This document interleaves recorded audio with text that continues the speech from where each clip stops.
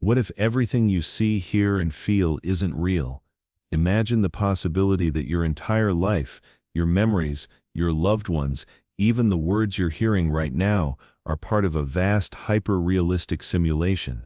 This isn't just science fiction. Some of the world's greatest thinkers, from philosophers to scientists, are seriously asking, do we live inside a programmed reality? If so, who or what is running it?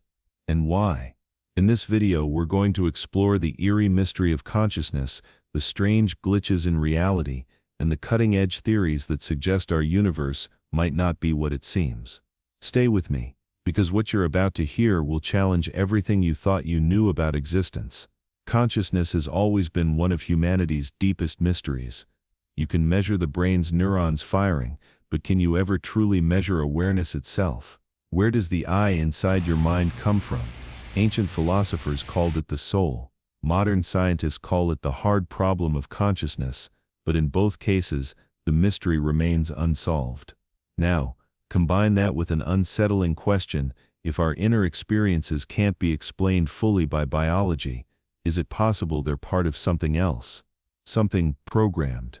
A system, vast beyond comprehension, where you and I are simply characters in a game far larger than we realize.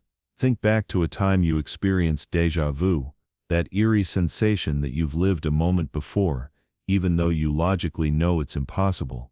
What causes it? Neuroscience says it's a hiccup in memory processing. But to simulation theorists, déjà vu is a glitch, a brief crack in the programming of reality itself. Just like a video game might lag or repeat a scene, your lived experience might be stuttering. The idea unsettles us because it makes us question how much of our daily lives are real, and how much are simply lines of code repeating. It might sound wild, but this isn't just fringe speculation. Renowned physicist Nick Bostrom proposed the now famous simulation hypothesis. He argued that if future civilizations become advanced enough, they could simulate entire universes, complete with conscious beings who believe they are real. If that's true, then statistically, the chances that we're living in the one base reality are tiny. Instead, we're more likely to be inside one of countless simulations running on unimaginable supercomputers. Suddenly, the idea that you're a digital consciousness doesn't feel so far-fetched. But let's return to the mystery of consciousness itself. Neuroscience can explain the mechanics of vision, hearing, and thought, yet it can't explain why you experience them. Why does the firing of neurons feel like colors, emotions, and memories? If consciousness can't be pinned down to biology, some suggest it may be evidence that our awareness is simulated. A program generating experience in real time. After all, when you dream, your brain creates entire worlds indistinguishable from reality. Could waking life be built on a similar foundation, only with a stronger program behind it? Consider the progress we've made in just the last 50 years. In the 1970s, video games were nothing more than pixelated dots moving on a screen. Today, virtual reality can immerse players in breathtakingly realistic worlds, now projected 1,000 years into the future. If humanity doesn't self-destruct, could we develop simulations so realistic the characters inside would never know they weren't real? If you were inside one of those simulations, how would you ever prove it? Even physicists have found strange clues. Some researchers argue that the fabric of reality seems quantized, broken down into indivisible units, a little like pixels on a screen. Others point out that the laws of physics are eerily mathematical, as though the universe was written in code. Is this evidence we're living in a simulation? Not necessarily, but it does make you wonder, why does reality behave like a perfectly designed program, running on invisible rules? Many people report moments that feel impossible to explain, objects disappearing and reappearing, time seeming to slow down, or coincidences so extreme they feel scripted. Of course, skeptics say these are just psychological tricks, but when enough people report the same strange anomalies, it creates unease. Are these glitches in perception, or small cracks in the simulation, revealing that the world isn't as stable as it looks? This isn't just a modern idea. Ancient philosophies, from Hinduism's concept of Maya, the illusion of reality, to Plato's allegory of the cave, have long suggested that what we perceive may not be the ultimate truth. Today's simulation theory may simply be a high-tech version of an age-old question: are we prisoners of perception, mistaking shadows for reality? Before we go deeper, think about this. Last time, we explored what happens in the 7 minutes after you die. If you haven't seen that, I highly recommend watching it after this, because it ties directly into the mystery of consciousness. But for now, stick with me, because what comes next will challenge your perception of time, space, and free will itself. And if you're fascinated by these mysteries, don't forget to like this video and subscribe. It tells me you want more explorations like this. Imagine for a moment that our entire universe isn't made of atoms and energy, but of information. Leading physicists like James Gates have found what looks like computer error-correcting codes embedded in the equations that govern reality. If true, it means the universe doesn't just behave like a simulation, it literally runs on digital rules. The galaxies, the stars, even you and me could be nothing more than complex data streams, playing out in real time. That's mind-bending, isn't it? But here's the real twist: if this is true, who or what is running the code? And why would they simulate this version of reality? Scientists have long puzzled over the strange fine-tuning of the universe. If the strength of gravity or the mass of an electron were even slightly different, life as we know it could not exist. To some, this looks suspiciously like programming. It's as if someone set the constants of reality with precision, like dials on a cosmic control panel. Is that luck, divine design, or the parameters of a simulation? After all, when we design video games, we fine-tune the rules so characters can survive. Could our playable universe be the same way? At the edges of black holes, at the quantum level, and even in our own minds, physics begins to break down. Time wobbles, particles vanish and reappear, and reality seems strangely pixelated. Think of how a video game glitches when you push it beyond its design. Could these glitches of physics be signs that we're running on borrowed code? Some researchers even suggest that quantum mechanics itself, the weirdest and most successful theory in science, is the best evidence that reality is not continuous but digital at its core. But here's the deepest mystery of all: consciousness. Despite decades of research, science can't explain how raw matter produces subjective experience. Why do you feel pain, joy, or wonder, instead of just reacting like a robot? Some philosophers argue that consciousness doesn't emerge from the brain at all, it exists outside, like a user controlling an avatar in a virtual world. If that's true, then your body might just be the character, while the real you exists beyond the simulation, untouched by death. And that brings up a chilling possibility: when this game ends, do we wake up somewhere else? Countless people who have been revived after clinical death describe eerily similar experiences, floating above their bodies, traveling through tunnels of light, even meeting deceased relatives. What's more, some report accurate details of hospital events while unconscious, details later confirmed by doctors. If consciousness is only a byproduct of the brain, how could this be possible? Unless the brain isn't generating consciousness at all, but merely hosting it. Just like how your video game console doesn't create you, it only transmits your actions into the game world. But if reality is simulated, the big question is why? Some suggest it's a scientific experiment, an advanced civilization testing possible outcomes. Others imagine it's for entertainment, much like our own video games. And then there's a spiritual view. Perhaps it's a classroom, a cosmic training ground for souls to learn and grow. In this sense, the struggles and challenges you face might not be random suffering, but intentional lessons written into the code. Which theory resonates with you? Surprisingly, hints of the simulation idea appear in ancient teachings. Hindu philosophy describes Maya, the illusionary nature of the world. Plato spoke of shadows on the cave wall.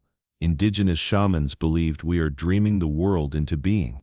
Could these age-old insights be early attempts at describing the very same thing modern science is now uncovering, that our reality isn't ultimate, but a projection of something deeper? Here's where it gets fascinating. Scientists are actually trying to test if we're in a simulation. One proposed experiment looks for tiny pixels in space, limits to the smoothness of reality that shouldn't exist unless it's digital. Others search for cosmic rays behaving unnaturally, as if bouncing off invisible boundaries. While nothing is conclusive yet, the mere fact that science is asking the question shows how seriously it's being considered. But let's pause. What would it mean for you personally if this were true?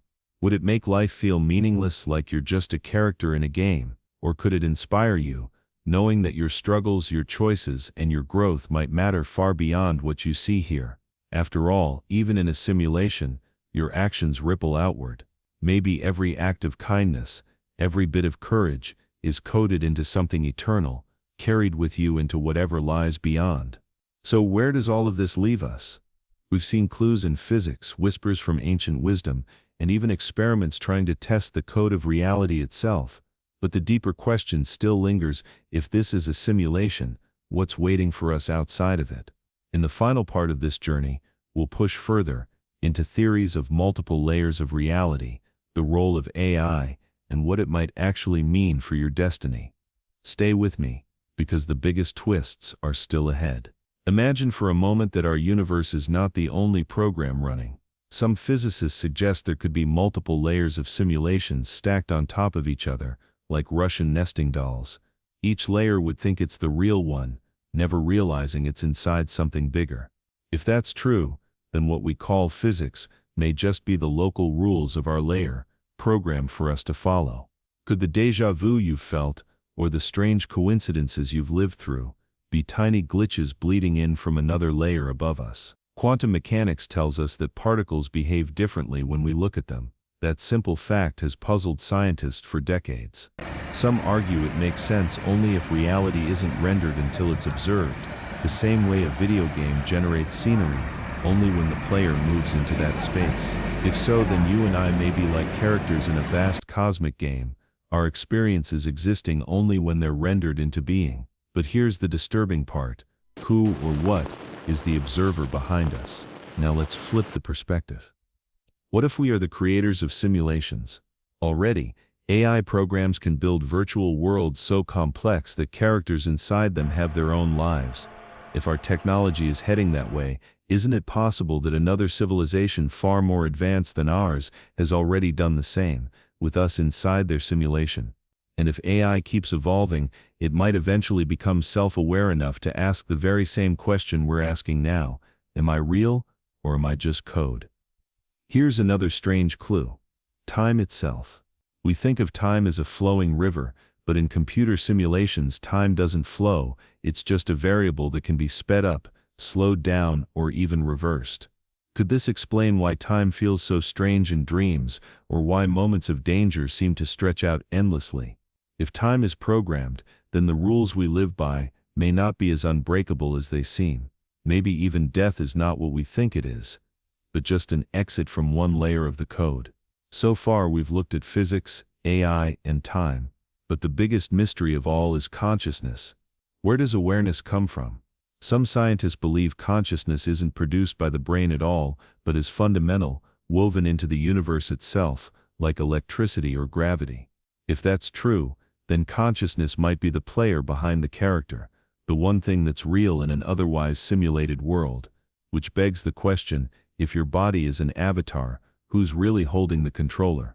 In stories like The Matrix, the hero is offered a choice: stay in the comfortable illusion, or wake up to the truth. If we are in a simulation, do we really want to know?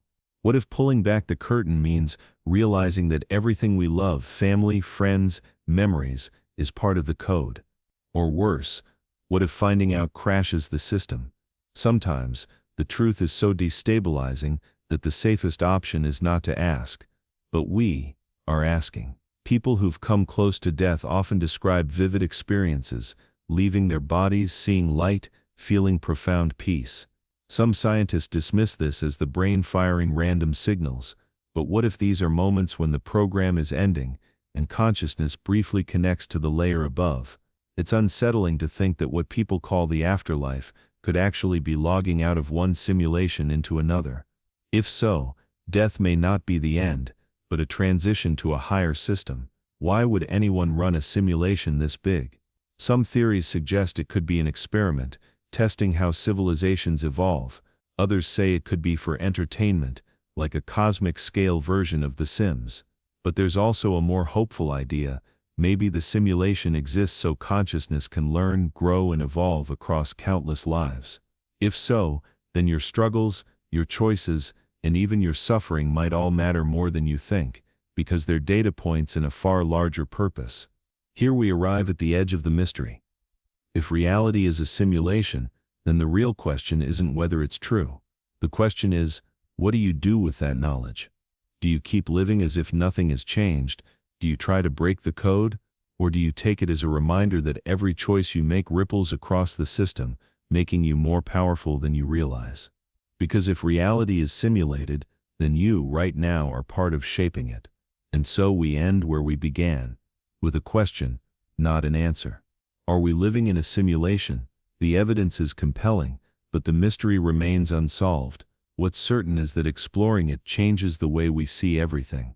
If you found this journey as mind-bending as I did, then don't stop here. Watch our previous video on what happens in the 7 minutes after you die. It connects directly to these ideas of consciousness and reality. And if you want to keep diving into the deepest mysteries of existence, make sure to like this video, subscribe, and join us for the next one, because the simulation isn't done with us yet.